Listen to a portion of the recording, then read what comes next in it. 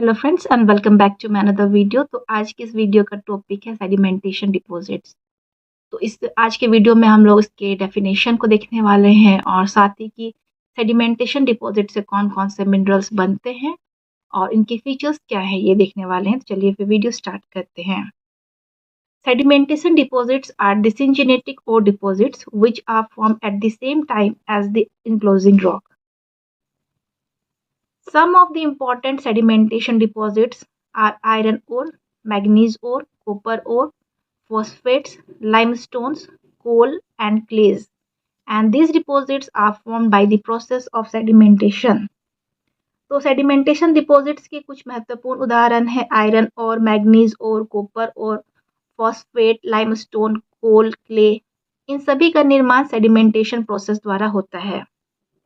Sedimentation deposits वे और deposits हैं जो सेडिमेंट्री रॉक्स के बनने के साथ साथ ही बनते हैं और इन्हें हम सिंजिनेटिक और डिपॉजिट्स कहते हैं। सिंजिनेटिक का मतलब होता है सेम टाइम फॉर्मेशन, यानी रॉक भी उसी समय बन रही होती है और डिपॉजिट भी उसी समय ही बन रहे होते हैं और इसी कारण से ये डिपॉजिट सेडिमेंट्री बेड्स के रूप में हमें मिलते हैं। दिस प्रोसेस में बी समराइज्ड एज फॉलोज।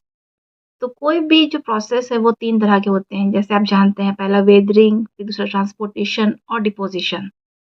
तो देखिए पहले है during weathering the materials are released from the source rock. In this the valuable mineral constituents are taken into solution. The chief solvents are carbonated water, organic acids and sulphate solution. Sedimentation deposits बनने का पहला process है weathering. जब rocks लंबे समय तक rain water, carbon dioxide, oxygen, temperature change और organic acid के संपर्क में रहते हैं तो चट्टानें धीरे धीरे टूटने लगती है और इसी प्रक्रिया को वेदरिंग कहते हैं। वेदरिंग के दौरान रॉक्स में मौजूद वैल्यूएबल मिनरल्स बाहर निकल आते हैं, लेकिन सारे मिनरल्स सॉलिड फॉर्म में नहीं रहते हैं। बहुत सारे मिनरल्स पानी में घुल जाते हैं और इसे कहते हैं सॉल्यूशन। और कुछ मुख्य सॉल्वेंट होते हैं जैसे carbonated water, organic acid, sulphate solutions. ये 3 चीजें मिनरल्स को सबसे ज्यादा घुलने में मदद करती हैं। बारिश का पानी जब CO2 गैस से मिल जाता है तो कार्बोनिक एसिड बनाता है और यह मिनरल्स को घोलने में मदद करता है। उसी तरह से पेड़ पौधों के सड़ने से बनने वाले ऑर्गेनिक एसिड भी रॉक्स को डिसॉल्व करते हैं और सल्फेट सॉल्यूशन युक्त पानी भी मिनरल्स को घोलने में मदद करता है। Most of the valuable substances are transported either in suspension or in solution by means of river water to the sea. अब मिनरल्स रॉक्स निकल चुके हैं लेकिन और डिपॉजिट्स अभी भी नहीं बने हैं। अब इन्हें रिवर जो है वो समुद्र तक ले जाएगी और 2 तरीकों से ट्रांसपोर्ट होता है। पहला है सस्पेंशन। इसमें मिनरल पानी में घुलता नहीं है, बस छोटे छोटे कण बनकर पानी में तैरता रहता है, जैसे क्ले, सिल्ट, सैंड। और दूसरा है सॉल्यूशन। इसमें मिनरल पूरी तरह से पानी में घुल जाता है, जैसे iron, calcium, magnesium, copper ions, और रिवर इन्हें समुद्र तक पहुंचाती है। In the sea, the valuable material is deposited mechanically, chemically, or biochemically. The chemical precipitation of materials in solution is controlled largely by the pH or EH of the environment. The pH is responsible for the acidic or alkaline conditions and the EH for the oxidation reduction potential. जब river समुद्र में पहुंचती है तो minerals जमा होने लगते हैं और ये 3 प्रकार से डिपॉजिट होते हैं। पहला है मैकेनिकल डिपोजिशन। इसमें भारी कण नीचे बैठ जाते हैं जैसे सैंड, ग्रेवल, क्ले। दूसरा है केमिकल कंपोजिशन। मिनरल्स पहले पानी में घुले हुए रहते हैं, लेकिन जब पानी की केमिकल कंडीशन बदलती है, जैसे पीएच, ईएच या फिर पानी का टेम्परेचर, तो ये मिनरल्स पानी में घुले नहीं रह पाते। वे धीरे धीरे नीचे बैठकर जमा होने लगते हैं और लाखों वर्षों में यही जमा हुए मिनरल्स बड़े और डिपॉजिट्स का रूप ले लेते हैं और इसी प्रक्रिया से आयरन और लाइमस्टोन और कुछ अन्य सेडिमेंट्री मिनरल डिपॉजिट्स बनते हैं। पीएच बताता है कि पानी एसिडिक है या एल्केलाइन। कम पीएच यानी एसिडिक, पीएच 7 यानी न्यूट्रल और पीएच अगर अधिक हो तो एल्केलाइन होता है।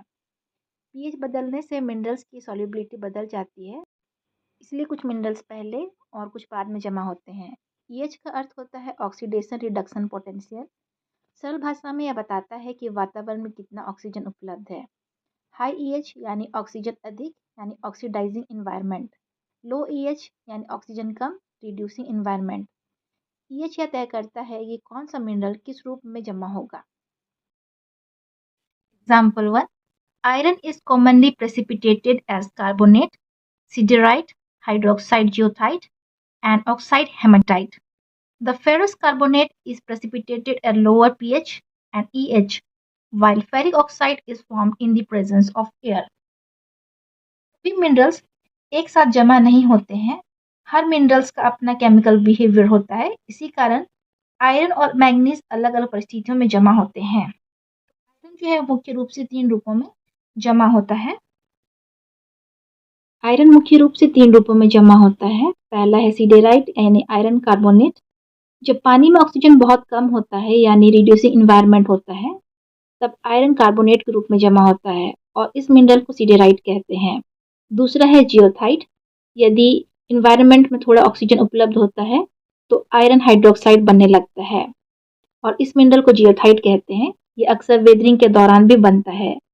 तीसरा है हेमाटाइट। जब इन्वायरमेंट में ऑक्सीजन अधिक होता है तब आयरन पूरी तरह ऑक्सीडाइज्ड होकर के हेमाटाइट बनाता है। इसी कारण हेमाटाइट दुनिया का सबसे महत्वपूर्ण आयरन ओर माना जाता है। इसमें आयरन की मात्रा भी अधिक होती है, इसलिए इसे स्टील इंडस्ट्री में बड़े पैमाने पर उपयोग किया जाता है। तो इतना याद रखिए कि ऑक्सीजन जितना बढ़ेगा आयरन कार्बोनेट से हाइड्रोक्साइड और फिर ऑक्साइड में बदलता जाएगा। यदि आयरन और मैग्नीज दोनों समुद्र में घुले हुए होते हैं तो अलग अलग डिपॉजिट्स कैसे बनते हैं। तो देखिए for example 2, in the formation of manganese ore, iron must be separated from it during deposition. This separation is done as follows. Precipitation from carbonate solution. Because manganese carbonate is more stable in solution than iron carbonate, the manganese carbonate is carried further away and is thus separated. Manganese deposit बनने से पहले iron का अलग होना जरूरी है। तो 2 method से ये अलग होते हैं। पहला है कार्बोनेट सॉल्यूशन द्वारा separation. Manganese carbonate iron carbonate की तुलना में पानी से अधिक स्टेबल होता है। इसी कारण आयरन जल्दी डिपॉजिट हो जाता है, लेकिन मैग्नीज पानी में घुला रहता है और पानी के साथ आगे की ओर निकल जाता है और इस तरह से दोनों अलग अलग जगह पर डिपॉजिट होते हैं। दूसरा मेथड है precipitation in oxidising environment. The separation of iron and manganese takes place because at any given pH, iron oxides precipitate at lower pH than manganese oxides. Similarly, at a fixed pH, iron oxide precipitate at a lower pH than manganese oxides. दूसरा method है oxidising environment. जब oxygen बढ़ती है तो iron oxide magnesium oxide से पहले precipitate करता है, यानी आयरन पहले डिपॉजिट होता है, मैग्नीज बाद में। इस कारण दोनों अलग अलग और डिपॉजिट बना लेते हैं। जैसे जैसे ऑक्सीजन बढ़ती है ऑक्सीडाइजिंग इन्वायरमेंट बनता है। आयरन ऑक्साइड जल्दी बन जाता है। मैग्नीशियम ऑक्साइड बनने के लिए उससे भी अधिक ऑक्सीडाइजिंग कंडीशन चाहिए। अगर ईएच में कोई बदलाव ना हो तो आयरन ऑक्साइड कम पीएच पर ही नीचे डिपॉजिट होने लगता है, जबकि मैग्नीशियम डिपॉजिट को जमा होने के लिए अधिक पीएच की आवश्यकता होती है। इसलिए आयरन पहले और मैग्नीशियम बाद में जमा होता है। फीचर्स ऑफ सेडिमेंटेशन डिपॉजिट्स, यानी सेडिमेंटेशन डिपॉजिट में कौन कौन से फीचर्स देखने को मिलते हैं। The sedimentation mineral deposit show many of the characteristics of normal sedimentary rocks. They commonly show bedding planes, ripple marks and other sedimentary structures. तो सेडिमेंटेशन डिपॉजिट्स में बेडिंग प्लान्स, रिपल मार्क्स और अन्य sedimentary structures आपको देखने को मिलते हैं। जैसे हर साल एक नई किताब बनती है, वैसे ही हर मौसम में एक नई सेडिमेंट की परत समुद्र या झील के तल पर जमा होती है और लाखों वर्षों में ये परत चट्टान बन जाती है। इसलिए सेडिमेंटेशन डिपॉजिट्स हमेशा लेयर दिखाई देते हैं। रिपल मार्क्स कैसे बनते हैं? जब नदी या समुद्र की लहरें धीरे धीरे सेडिमेंट्स को हिलाते हैं तो रेत पर छोटी छोटी लहर जैसी आकृतियां बन जाती है। यदि वह सेडिमेंट बाद में रॉक बन जाता है तो उसमें निशान भी सुरक्षित रह जाते हैं। इन निशानों से जियोलॉजिस्ट पता लगाते हैं कि करोड़ों साल पहले वहां नदी थी या समुद्र। दूसरे सेडिमेंट्री स्ट्रक्चर जैसे cross bedding, lamination, mud cracks, graded bedding, ये सभी बताते हैं कि सेडिमेंट्स किस दिशा से आए थे और उस समय पानी का फ्लो कैसा था और एनवायरनमेंट कैसा था।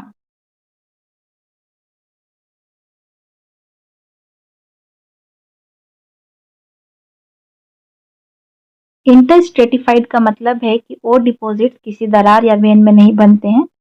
सेडिमेंटेशन डिपॉजिट्स जनरली परतदार या लेयर्ड सेडिमेंट्री रॉक्स के रूप में पाए जाते हैं और अन्य सेडिमेंट्री रॉक्स की परतों के बीच एक लेयर बनाकर स्थित होते हैं। जैसे एक सैंडविच में ब्रेड की दो स्लाइस के बीच चीज होती है, वैसे ही सैंडस्टोन और सेल जैसे सेडिमेंट्री रॉक्स के बीच आयरन ओर या मैग्नीज ओर की एक लेयर मिलती है। इसलिए सेडिमेंटेशन डिपॉजिट्स को लेयर्ड या बेडेड डिपॉजिट्स भी कहा जाता है। They are often a deposit of great geographical extent. In deposits का फैलाव बहुत बड़ा होता है और कई बार ये डिपॉजिट सैकड़ों किलोमीटर तक फैले होते हैं। तो आज हमने सीखा कि सेडिमेंटेशन डिपॉजिट्स वे और डिपॉजिट्स हैं जो सेडिमेंट्री रॉक्स के साथ ही बनते हैं और इनका निर्माण चार मुख्य प्रोसेस वेदरिंग, ट्रांसपोर्टेशन, डिपोजिशन और लंबे समय तक सेडिमेंट के जमा होने से होता है। हमने पीएच और ईएच की भूमिका, आयरन और मैग्नीज और फॉर्मेशन तथा सेडिमेंट डिपॉजिट्स की सभी महत्वपूर्ण विशेषताओं को भी समझा। अगर आपको ये वीडियो पसंद आया है तो वीडियो को लाइक करें, शेयर करें और चैनल को सब्सक्राइब करना ना भूलें। अगले वीडियो में हम और जियोलॉजी के एक और महत्वपूर्ण टॉपिक को आसान भाषा में समझेंगे। Thank you.